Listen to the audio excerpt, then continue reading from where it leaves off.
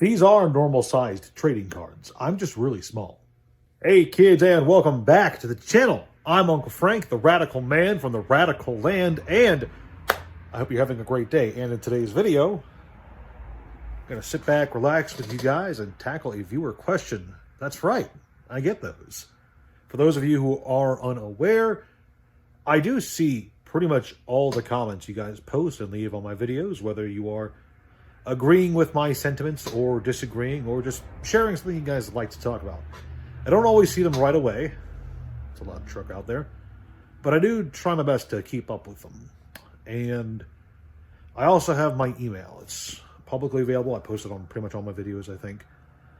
And I got an email earlier today from a viewer. And I'm just going to go ahead and read it to you guys, because it's going to form the basis of today's video topic. Dear Mr. Uncle Frank, Mr. Uncle, I have a question for you. What do you think about game stores that sell new booster boxes or packs for above MSRP? When a Pokemon set like Journey Together releases into with a lot of demand, I don't like that sentence, I see more brick and mortar stores selling boxes at increased prices compared to small investors or even scalpers. Personally, I don't think it's right for stores to upcharge boxes when it costs them as much as any other box, and I feel like it's part of the problem. But what do you think? Like your content, you should do push-ups again. Sincerely, name. Leave their name out of it. So, I feel like that's a loaded question. If I were a lawyer, I'd call that a leading question. That's the word. Leading question. So there's a lot to kind of tackle there with that email, but it's not necessarily a Pokemon problem so much as it is just an entire collectibles ecosystem problem, and it's not really something that I think game stores can really be blamed for. You see, at the end of the day, a game store is there for one reason only 99% of the time. Okay, they are there to make a profit and keep their lights on. Every game store owner ever, every store owner, period, doesn't have to be a game store, just store owners in general, everyone operating a business wants to keep their business going and keep it profitable for as long as they can. And oftentimes that just means that when a opportunity arises, you take it, regardless of how it may or may not make you feel, or even how it might make your customers feel. Because what matters at the end of the day is that you get to keep your lights on. Now, 10 years ago, I would have said that it's wrong for a store to sell a brand new release at above MSRP and keep up with the ever-flowing market with the price of their products. I would have said I disagree with the very idea of a store selling a $100 box for $150 or a $150 box for $200. I think I would have even gotten angry about it, you know. But back then I was very naive and I made a lot of decisions that were not conducive to long-term business, so to say. And I have to put it out there. The stores, and it is most of them, I would imagine, stores that are selling Pokemon products, because this is a Pokemon question. We're not going to dance around it. Stores that are selling Pokemon product for market price as opposed to MSRP. They are doing that because the opportunity is there to make money, and they are in the business of making money. And if they can sell a booster box for $50 more than MSRP or $150 more than MSRP, and they know that they have a buyer, I should say. If they have a product that they can sell for a higher price and they have a buyer who's willing to buy at that price, no store on the planet should ever feel like they are making a bad choice or that they are making an immoral choice when it comes to that simple transaction. Because, like it or not, if the tables were turned if the situation was reversed and you had a Pokemon set, let's say Destined Rivals. Let's say Destined Rivals comes out and it pulls a Scarlet Violet base, and it, for whatever reason, please God, for whatever reason, it tanks to $90 a box or even $100 a box. Come on, man, I've been a good boy all year. You know, if that happens, there's not going to be a single person anywhere online, period, complaining about the game stores and the local brick and mortar stores. There's going to be nobody complaining about game stores selling this box for $90 when they should be selling it for MSRP. There's not going to be lines of people at the game stores, at any game store, looking to purchase a box that they know they can get for $90 online for $150. I'm assuming that's what Pokemon MSRP is. I actually don't know. I have never memorized it. I've always just kind of assumed it was around MSRP of $150, but someone let me know.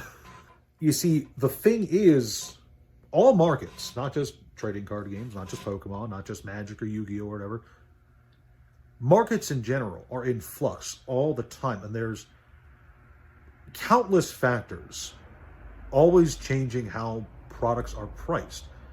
Supply and demand, of course, is the core of it, but there's loads of factors in play that are very difficult to predict. And because of that, there is a lot of pressure on any store owner, whether it's a physical brick and mortar store or someone like me who's just buying and selling online. There's a lot of pressure on anyone looking to make money in the business to take the opportunities that they can see and get. And sometimes that means selling a booster box for market price, well above MSRP. But other times, it means taking the hard choice and selling a $150 box for $90 just to free up some cash and get the next product in, hoping that that product will be better. Better for your margins, better for the end of the year pocketbook, and overall facilitate better cash flow. Because when the market turns for Pokemon, and mark my words, sooner or later it will turn. And when it does, you are not going to see people asking for MSRP on booster boxes. You're going to see people asking for MSRP on booster boxes in situations like the one we're seeing now, when there's so much demand in the market that there's just not enough supply to match it, right? That's when you see people asking for MSRP, demanding MSRP, or even going, those local game stores are at fault for charging above MSRP. You wouldn't be saying the same thing if, when the markets turn and when booster boxes are $90 again, $100 again, $120 again. You're not going to be saying that. No one will. No one's going to be saying, oh, the game stores are part of the problem. They're part of the reason. Another truck. They're not going to be saying it's the fault of the game stores that these booster boxes are cheap now. In fact, a lot of them will be like me and celebrating when booster boxes go cheap. Yay. At the end of the day, local game stores selling a booster box at whatever price they can get for it is not really part of the problem, because those same game stores, and it's not just local game stores, it's any store really that can get a hold of product and can sell it for a profit. You know, they aren't a major part of the problem. I wouldn't even say they were like a real part of the problem. Such a small part of the chain. A bigger issue is the availability of the product in general, combined with general hype, general demand, market fervor almost is a good word to use. You see,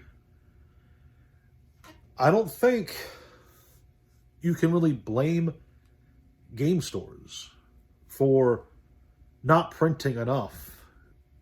Journey Together, right? Yeah, Journey Together.